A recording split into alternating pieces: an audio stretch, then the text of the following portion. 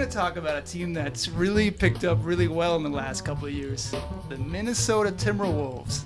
Karl Anthony Towns, Andrew Wiggins, Anthony Bennett, Zach LaVine. They're stacked for young guys. Yang, Pekovic, Kevin Martin. They're a league pass team. Megan, what do you think of these guys? I'm really excited to watch them this year. They are definitely, I think them and actually Milwaukee to an extent too are probably my two main, and of course like Pistons wherever my clients are playing, but that's something else. But for just pure entertainment value, it's going to be so much fun to watch them play. Are they like the new Lob City? They are, but who's I mean, I guess they have Ricky. So as long as they keep Ricky around. Ricky's one of the better passers. He's a great passer. He's got a lot of deficits in his game, but passing is definitely one of the pros. And he has that attitude of like, oh my God, it's so exciting. So he's just going to be like lobbing shit all the time and forcing everyone to smile and fix their faces. So it's going to be really... I just can't wait to see Karl Anthony Towns and Andrew Wiggins progress together because they both seem to want to be there. And, like now, I can't see, Kevin Martin and Pekovic being there long term, but I think Kevin Martin could be traded pretty easily in the last year to a playoff contender. Yeah. But he gets traded like every 2 years. Yeah, but it's what he does. I mean, if he just wasn't so awkward looking when he shot the ball, maybe he'd stick around. It looks so weird. I know. But one name we got to bring up is Kevin Garnett. Be like, he's their dad. Exactly. I think there's something there so is appealing not one to better that. role model. The only criticism you saw in any mock draft for Karl Anthony Towns was his aggressiveness. Yeah. The only criticism. And how is that a criticism?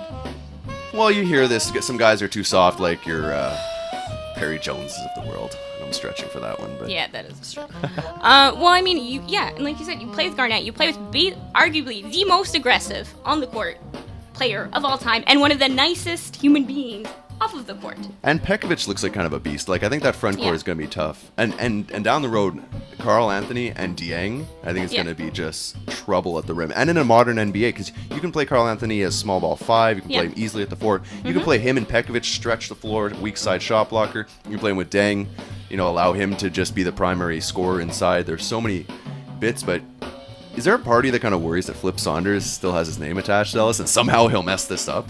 Yeah, he's been there long term. That's an issue for me. I mean, why doesn't he just stick around as a GM president and bring in a new coach? I mean, there's a lot of guys floating. Tom Thibodeau is floating out. There's a lot of guys. I do not want Tom Thibodeau to crush the spirits of these young men. It's Garnett's job. But, I mean, they can bring in Monty Williams has been picked up, but there's guys out there who could coach this team. I mean, bring in a Canadian guy. I would have loved to have seen Mike Malone there. Yeah. I think that would have been a fantastic fit. But so, looking at how deep the West is, I mean, they're young, they're talented. Do they have any shot at all at being a playoff team? Well, not 90% this year. No. Yeah, not this year. I think if they do, it'll be because there's some sort of virus that spreads through the NBA and stops everyone from blocking shots and rebounding. It happens. This is some weird sitcom television show where the Timberwolves are hiding away. I would watch a sitcom based on the Timberwolves, though, wouldn't you? All these young kids hanging out. Like I got to dress like Zach a mic'd up during, kind of thing. Yes. During the slam dunk contest. Yeah, during the slam dunk contest, one of my closest friends, he was producing a show for Revolt and part of a segment for one of their shows, and so they were bringing Zach all around LES because Zach is from Seattle, and as I'm sure you guys know, Seattle is actually pretty flashy. They have Jamal Crawford, Nate Robinson, all these Terrence Ross, reputation for flashy, crazy dunkers. And it's to a certain extent some style, but Zach is still really young, but somewhat, and this is before he won and just destroyed everyone, which was amazing, by the way. But I got to take him to one of the stores that I work with a lot, where I actually got the pants I'm wearing today, called Blue and Cream in New York, and we got to go shopping, show him some stuff, and then it turns out I knew one of the social media guys because Anthony Bennett's a client of mine, and I've sent a few things over to Wiggins, so it's kind of like all these young kids all like, oh, I know his manager. I might have off the record party with him or seen him. So it was really fun. And Zach's got a really interesting attitude. It was fun too because we had ASAP Ferg and ASAP 12 come too. So it was me and a bunch of boys shopping for $900 hoodies. So it was really and designer Nikes. It's everybody's dream. Yeah, and I mean it was a little difficult dressing him. He's not the tallest guy I've worked with because Zach's in NBA standards. He's 6'5"? Yeah, because he's the exact same size as one of my friends that works at that store, who is my fit model when I can't get anything, but I call him quick, get dressed. But so it was a little difficult because I was definitely wearing sneakers that Jordan Brand gave me to wear for the segment, so it was kind of difficult and ridiculous looking on camera, but it was a lot of fun. And Zach's, I think, a really, really good kid, along with a lot of the other Timberwolves. He has a really strong family union. A lot of these guys do. Yeah. Anthony's mom is super nice, super sweet. Yeah. Always wants to talk basketball or something. I think that's my favorite thing. These guys seem to like each other. That I think is part of it too. And I mean, and we have heard that it sounds like, you know, it's happened for the second year in a row now. They put Anthony on the trading block. Happened when he was on the Cavs. Happened now on the Timberwolves. So, but they're an exciting team, and Timberwolves fans have been waiting so long. I have a few friends that are die-hard Minnesota Timberwolves fans. Leitner effect. It's been a long time. Tom Gugliotta, all the good names from back in the day. Yeah, and or just growing up in Minnesota and basically, you know, just waiting for Kevin Garnett to come back. Can Zach LaVine play point guard in your mind? No.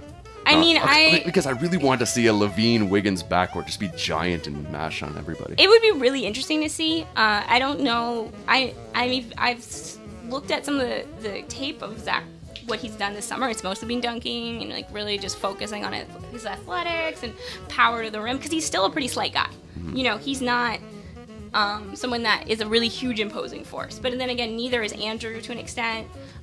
Anthony's not as tall as some people might like him to be, but he's pretty strong. So it's gonna be interesting to see. I mean, I really want to see Ricky run it, because I think it's gonna be just so much passing and so much fun. I just want to see all these lobs. Oh, it's gonna.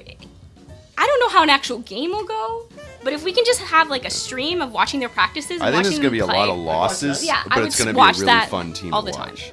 Yeah, it's going to be super fun. And I think that's somewhat like Milwaukee. I mean, they're a little bit more, I think they're the Minnesota in a few years. Yeah. Well, you know, gotta throw Orlando in the mix too. They're going to I love me some Orlando. Elfrid Payton, I can't believe how he bounced around. They just lost their center to New York, though, didn't they? They did. Well, he was their backup, O'Quinn, but they still, Vucevic, who's the 2010 guy. Aaron Gordon pulled up a huge Summer League game yesterday, really improving Mario. But it's Summer League. I know, it doesn't matter. It doesn't count. Yeah. Even Adam Morrison had a good Summer League.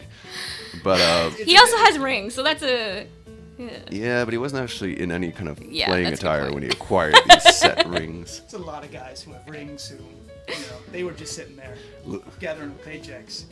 Anyways, Minnesota Timberwolves, I think they're going to be exciting to watch. They're going to be a very viable team for the future, and League Pass for sure. Check out these guys coming up. I hope their social media team is ready. You know, they've done a decent job.